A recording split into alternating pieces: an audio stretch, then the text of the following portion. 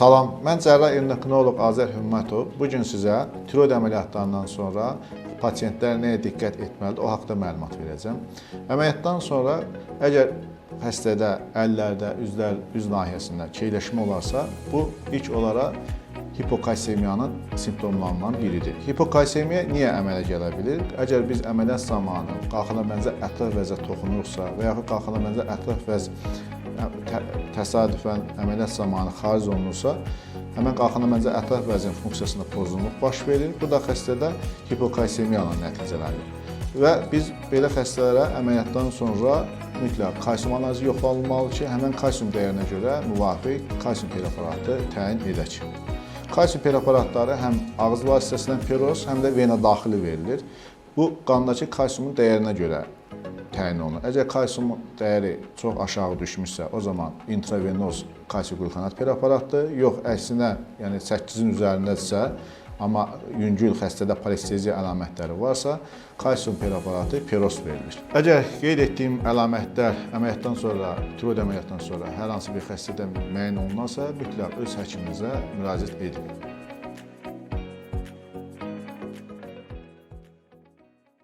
Salam. Bugün mən sizə biopsiya nəticəsi folikulyar neoplaziya gələn xəstələrdə hansı müayinə, hansı müalicə üsulu seçilməlidir, o haqda məlumat verəcəm. Yəni, qalxanvari vəzin düyünlərini biopsiya edən zaman, yəni biopsiya nə cür icra olunur? Düyündən nazik iynə vasitəsilə icra olunur və biz götürdüyümüz materialı göndəririk sitopatoloqa və bəzi hallarda Bethesda 4 deyən bir kateqoriyanla rastlaşırıq. Buna nə deyirlər? Folikulyar neoplaziya şübhəsi. Folikulyar neoplaziya şübhəsi qorxulu bir patologiya deyil. Düzdür, qeyd olunur ki, orada yəni bunun 25-40% karsinom olma ehtimalı var.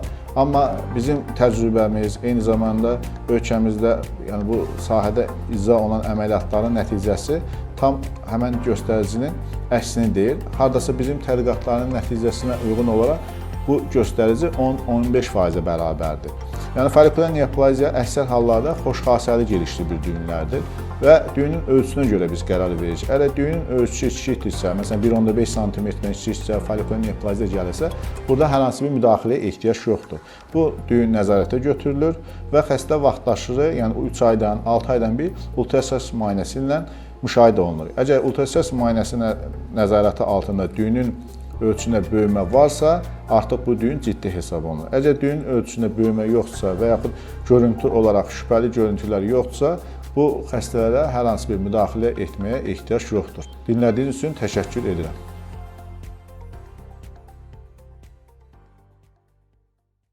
Salam, mən cərrah endokrinoloq Azər Hümmətov. Bugün sizə tiroid əməliyyatlarından sonra pasiyentlər hansı vaxtlar müayinə gəlməlidir, o haqda məlumat verəcəm.